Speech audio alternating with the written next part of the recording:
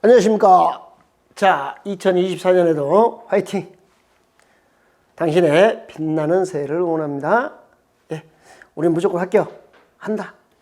오늘은 7주차 기출문제입니다. 이해하고 기억하고 적용한다. 이기적 공부 방법이죠.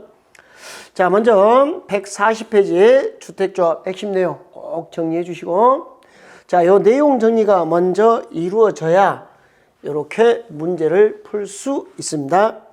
자, 주택조합에 관한 설명으로 문제가 틀린 거 찾으라 되네요. 142페이지. 조합 설립 인가를 받으려 합니다. 자, 조합 설립 인가 받으려면요. 8.15 독립운동, 대한민국 만세죠. 8.15 독립운동, 80% 사용권 확보, 15% 소유, 이렇게 되는 겁니다.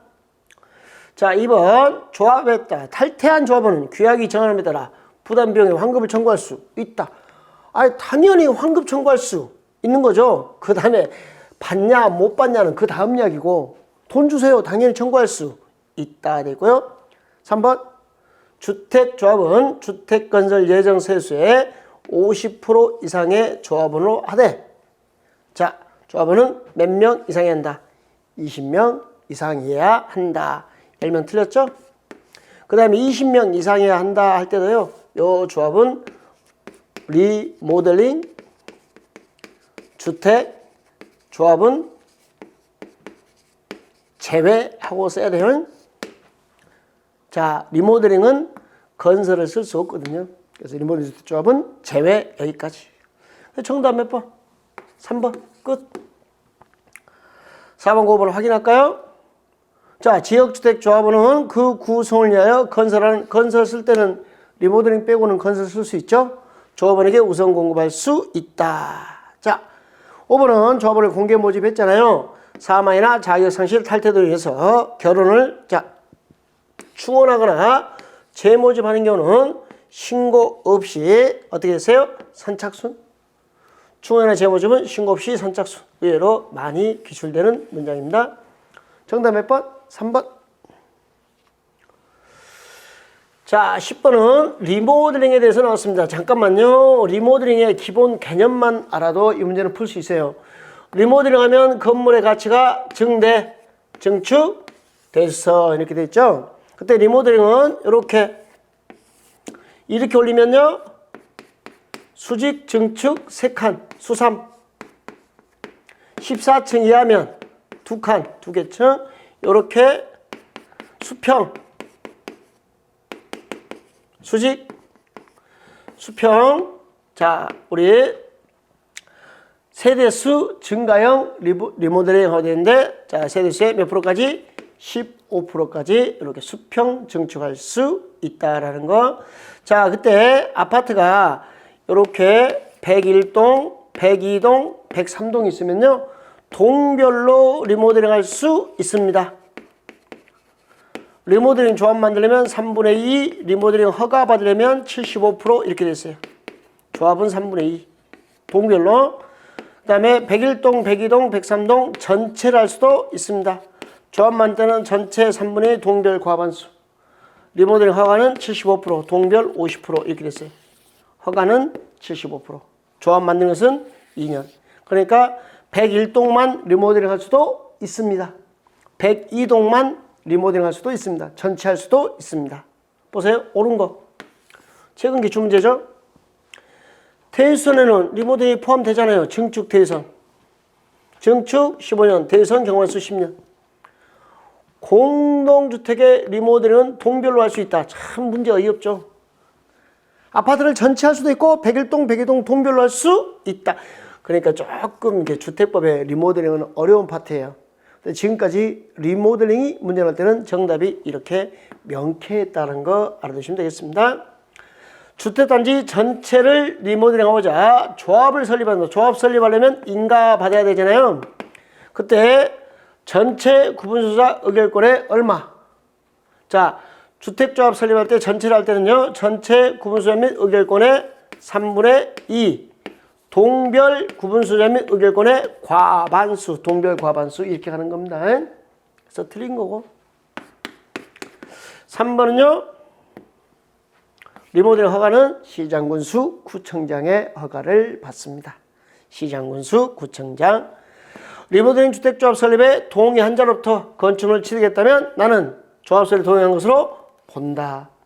동의 한 자의 지위를 그대로 승계하니까 취득한 것으로 본다. 지금 여기 아래 지문들 보니까 답답하죠? 근데 다시 봐봐요. 자, 이런 문제를 과연 난이도를 어떻게 구별해야 될 것인가? 보통 이게 난이도 상급으로 구별돼요. 근데 정답만 한번 놓고 생각해보면요, 난이도 하죠.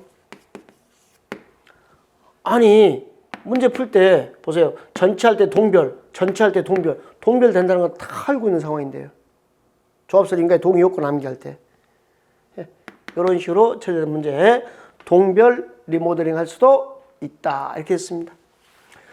자, 그 다음에 주택 상환 사채 등 하고 나왔습니다.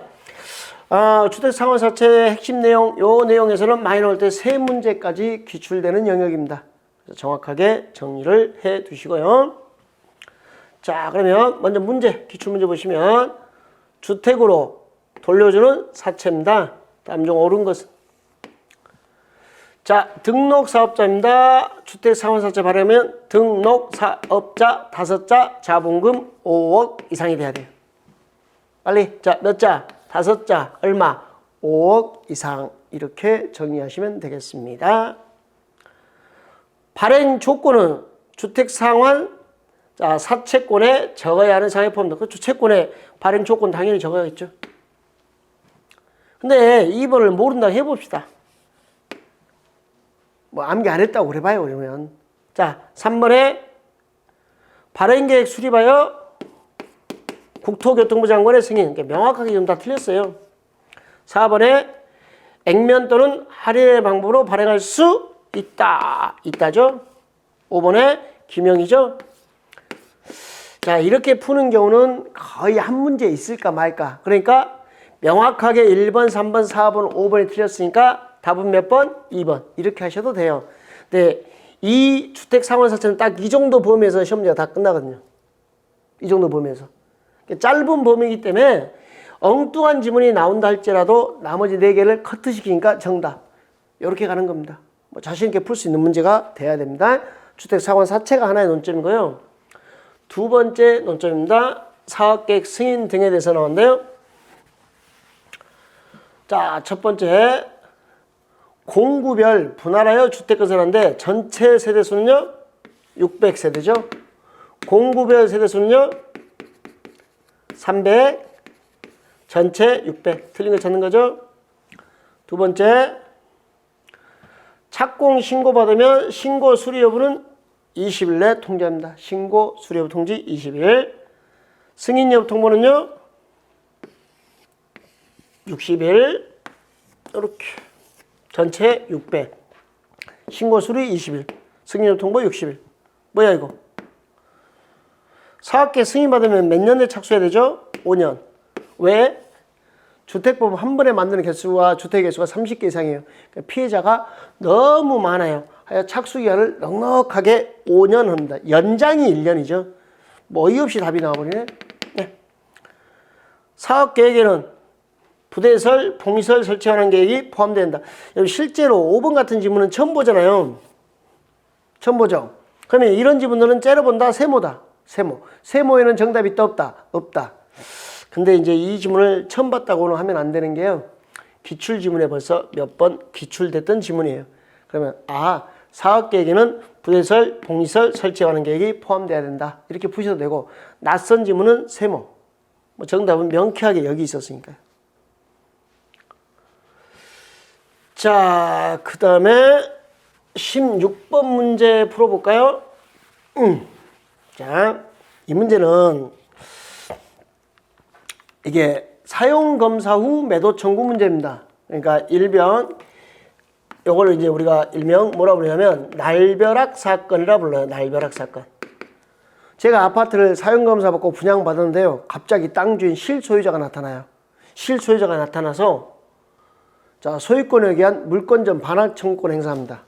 그러니까 소유권을 회복해버린 거예요. 실소유자가. 그리고 소유권에게서 물권적 반환 청구권. 내 땅 돌려줘라. 아니면 철거할래? 돈 많이 줄래? 지금 이 말이에요, 이게.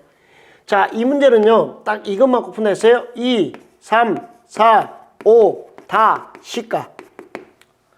서류 송달 2년, 대표 선정 4분의 3, 5% 미만, 판결 흐름은 다, 가격은 시가, 가격은 시가. 공시가 틀렸죠? 대표 선정 얼마? 4분의 3. 답이 2번. 3번. 판결 흐름은 전체에게 미치죠? 동일한 데도 미칩니다. 4번. 5% 넘어야 돼요? 5% 미만해야 돼요? 5% 미만. 5번. 몇 년 경과하면? 2년. 서류 송달 2년이니까. 2, 3, 4, 5 다 시가. 서류 송달 2년. 대표자 선정 4분의 3. 몇 프로 미만? 5% 미만. 판결 흐름은 다. 가격은 시가. 가격은 시가. 이렇게 됐습니다. 하여 정답은 여기 2번. 자, 그 다음에요. 158페이지에 주택 공급 질서 교란 금지행위입니다. 교란 행위를 금지합니다. 행위를 금지하는데, 그러니까 주택 상환 사채나 입주자 저축 증서, 확인서나 각종 증명서를 양도, 양수, 매매, 증여, 알선, 광고하면 안 돼요. 이 문제 나면 답은 무조건 상속, 저당. 채권 양도 가능. 상속, 저당입니다. 자, 먼저 분양가 상한제부터 나왔네요.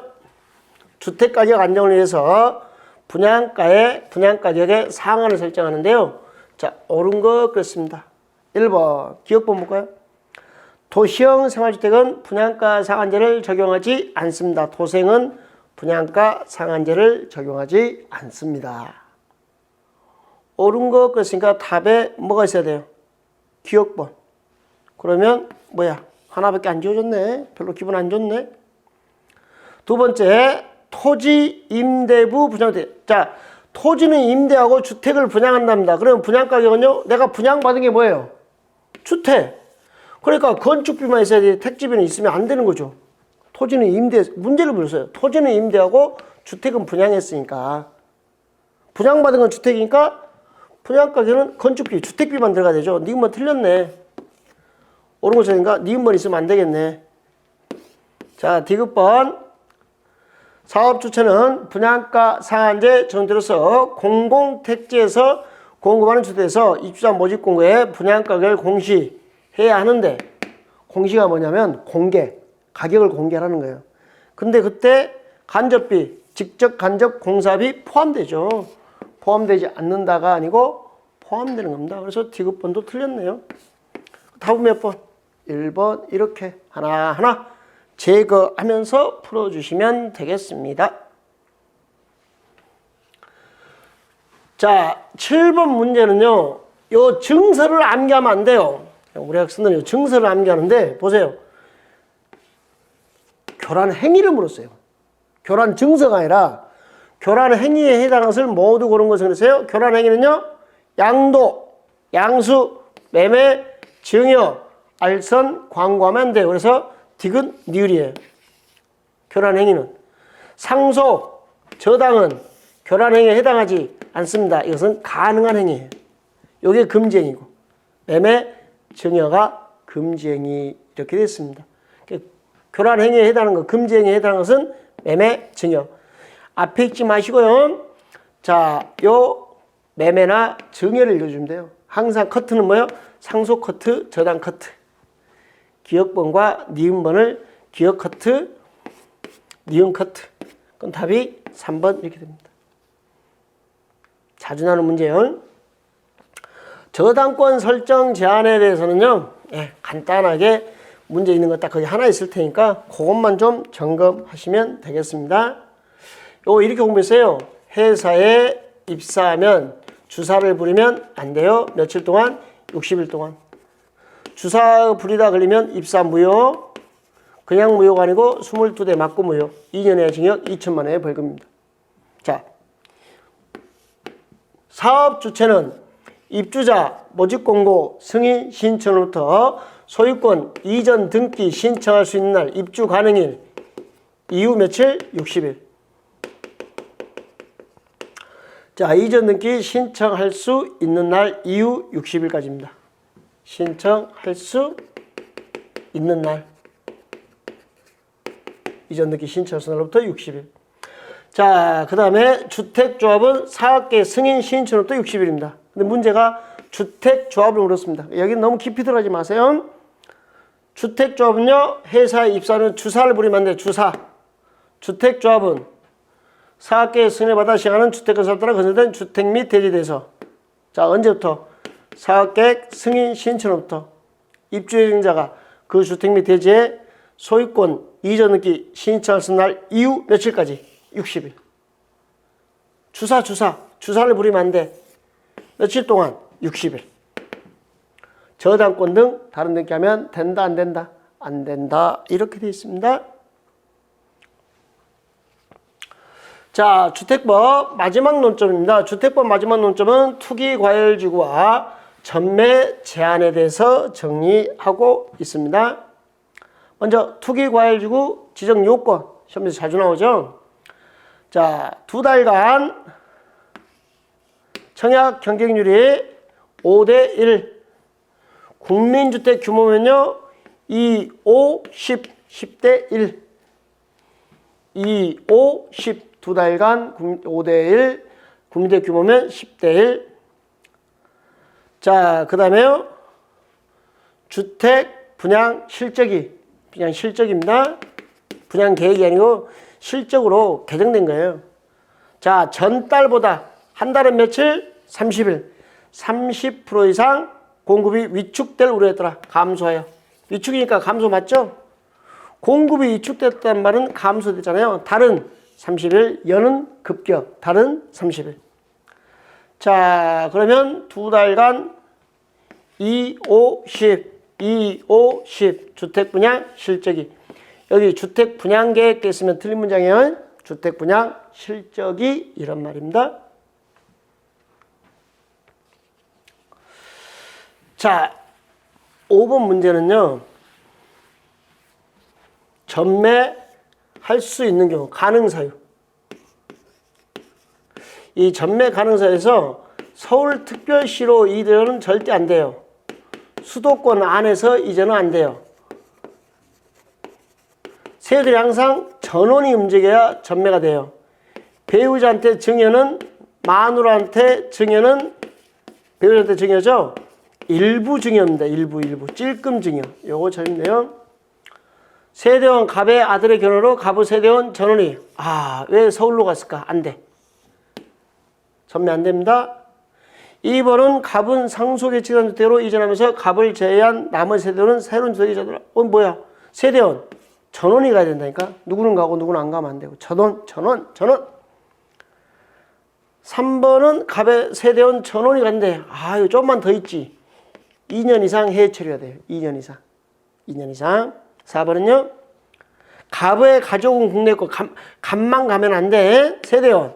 저는 이 깝깝한 놈이네. 세대원. 전원이 가야죠. 배우자한테 증여는요. 일부 증여. 5번 규정이에요. 배우자 합산 과세 때문에 만들어진 규정입니다. 그러면 합산하려면 내가 조금 갖고 와이프가 조금 가져야 일부 가져야 합산이 되는 거죠.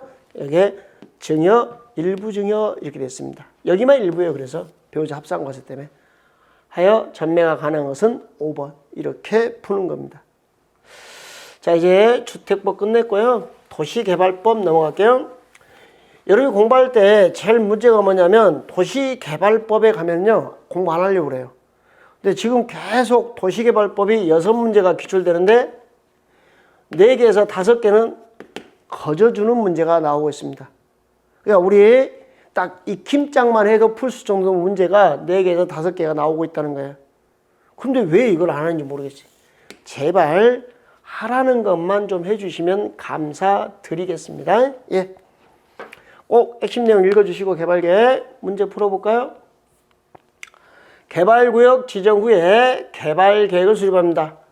선, 구역, 후 계획입니다. 원칙적으로 개발계획이 나오고 구역이 나오는데 그러면 구역이 나올 때까지 투기가 되니까 먼저 구역을 지정하고 차분히 2년 내 개발계획을 짭니다. 이 동네는요 땅값이 싼 지역입니다. 지가가 싼 지역. 지금까지 이 문제 나오면요. 무조건 답이 다 5번이었어요. 주거지역이나 상업지역이나 공업지역이 30% 이하인 지역이에요. 딱 답이 정해져 있는 문제였어요. 이런 것들은 그냥 답을 암기해버려도 괜찮습니다. 그때 이제 선구역 후계획은 싼 땅인데요. 먼저 개발계획 공모하는 경우 여기를 개발하려다. 그래서 개발계획 공모하는 여기. 그 다음에 생산녹지 30% 이하인 지역. 도시지역 외, 관리지역, 농림지역, 자연환경 보존지역. 그 다음에 개정사항 기억하세요. 이제 국가균형발전이라는 표현은 없어졌고요. 지역균형발전입니다. 지역균형발전.